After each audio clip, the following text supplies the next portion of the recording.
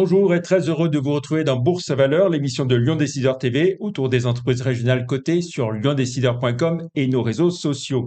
À retenir cette semaine, Faxiam, la biotech née de la fusion d'Erytech à Lyon et de Ferrecides à Nantes. L'an dernier, Faxiam affiche de grandes ambitions dans la phagothérapie, à savoir l'utilisation de virus bactériens, les phages, comme traitement, et notamment pour lutter contre l'antibiorésistance. Faxiam a annoncé l'augmentation de capital de 10 millions d'euros pour assurer son financement, notamment l'avancement de son portefeuille d'essais cliniques jusqu'au printemps 2025. Les actions nouvelles sont émises à 2 euros, soit une décote de 30% par rapport au dernier cours de bourse avant l'annonce de l'opération.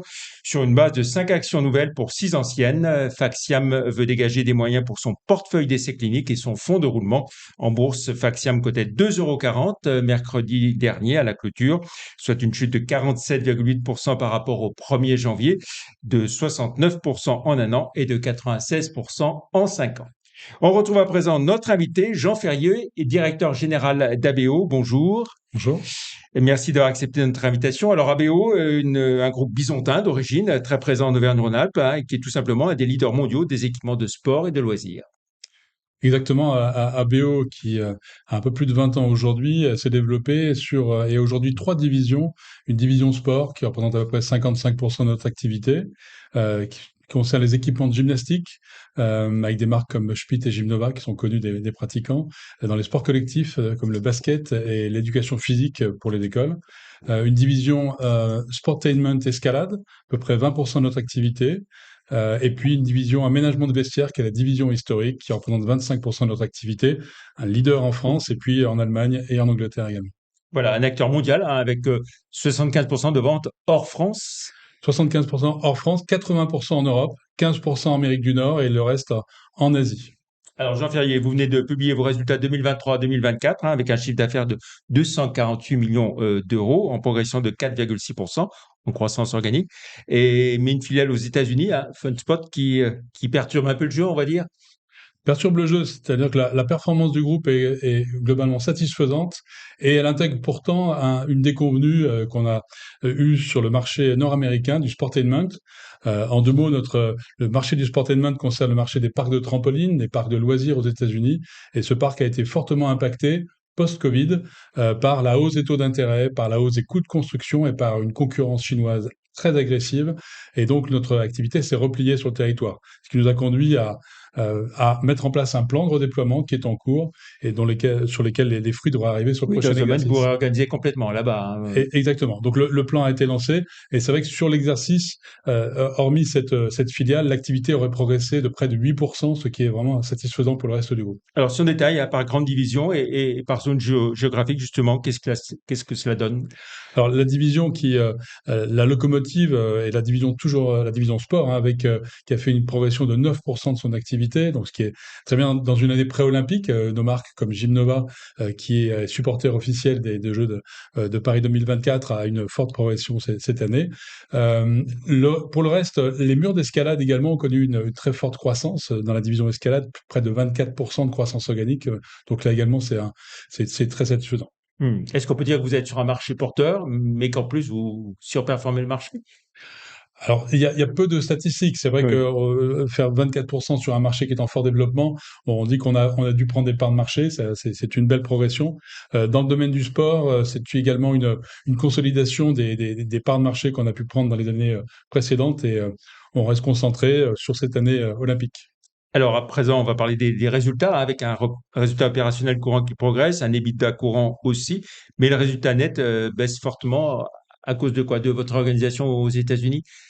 Oui, alors d'abord revenir sur la performance économique qui est effectivement le point le plus important, la progression du résultat opérationnel courant avec des marges d'EBITDA qu'on trouve dans la division sport à près de 14%, la division vestiaire qui maintient un très fort taux à 13,3%, et puis la division escalade Sportainment qui est pénalisée encore une fois par la filiale américaine sur lesquelles nous avons des solutions mais qui ne seront à l'œuvre que l'année prochaine. Donc globalement, effectivement, un résultat opérationnel qui néanmoins augmente et le Hmm. résultat net, comme vous l'avez indiqué, est pénalisé par des charges exceptionnelles, la restructuration de notre site aux États-Unis, et puis par des charges non récurrentes d'impôts qui n'ont pas d'effet cash, pas sur notre trésorerie.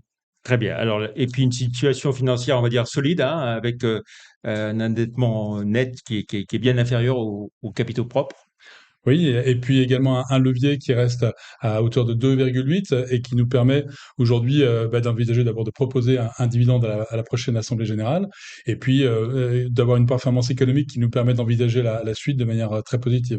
Voilà, et une trésorerie disponible de 11 millions. Exactement. Si on se projette alors maintenant sur les perspectives 2024, hein, 2025, vous dites que l'activité reste bien orientée, évidemment.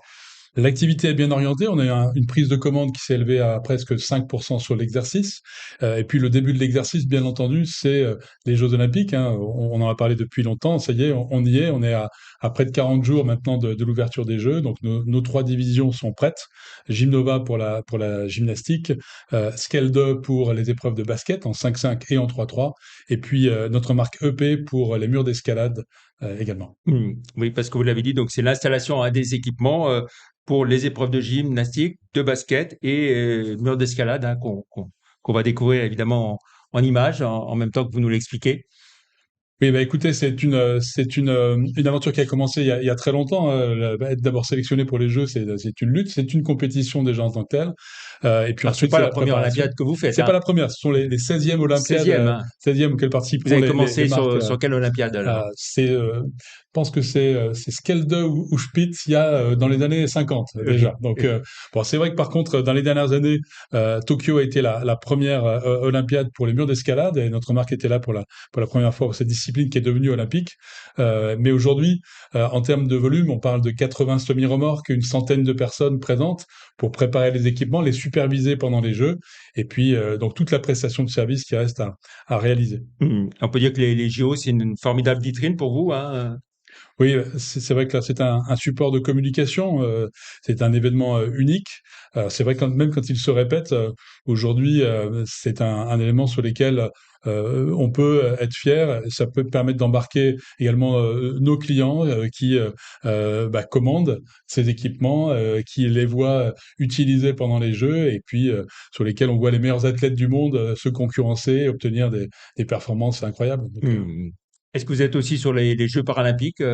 oui, également, sur la discipline, le basket fauteuil, qui est également Oui. une discipline paralympique que nous équipons. Voilà. Et est-ce que vous voyez souvent dans l'année qui suit les Jeux Olympiques ou les grandes compétitions un afflux de commandes, d'activités? Ah, un afflux, c'est quand on équipe les Jeux Olympiques, chaque Olympiade, on sent pas forcément un à-coup très fort. C'est vrai que cette année, dans l'année pré-olympique, on a senti quand même un engouement sur les disciplines sportives qu'on équipe, donc on espère confirmer cet élan l'année Hmm. qui suit. Oui, on va rappeler qui sont vos clients. C'est à la fois des collectivités locales, des clubs sportifs, des. Des clubs sportifs, des écoles, des universités, des opérateurs, des fédérations sportives, un nombre d'acteurs en Europe et partout dans le monde. Oui, combien de clients, tout? Le nombre de clients, on est sur plusieurs dizaines de milliers, hein. Même si on Oui. est en B2B, c'est plusieurs dizaines de milliers de clients quand même. Très bien. Merci beaucoup, Jean Ferrier. Pour finir, on va jeter un œil à votre parcours en bourse au moment où on enregistre cette émission, hein. ABO cotait 11,65 €, soit moins 20% à peu près par rapport au 1er janvier, moins 33,9% en un an et moins 58% en 5 ans. Vous l'avez dit, vous maintenez le versement d'un dividende. Il sera de quel ordre? Il sera de 20 centimes par action. Alors c'est vrai qu'on ne commande pas les cours de bourse. Aujourd'hui, on sent que les small et les mid cap dont nous faisons partie souffrent en bourse. On ne fait pas exception, mais on continue de travailler nos fondamentaux. Nous trouvons que le développement est très positif et ces jeux vont être un bon signal pour la suite. Très bien. Merci beaucoup, Jean Ferrier. À plus d'informations sur ABO et sur toutes les valeurs régionales cotées sur le site live.renex.com. Merci beaucoup. On vous souhaite de très bons Jeux Olympiques, évidemment. Jean Ferrier, donc directeur général adjoint du groupe ABO. Merci. Bonne fin de semaine. Au revoir.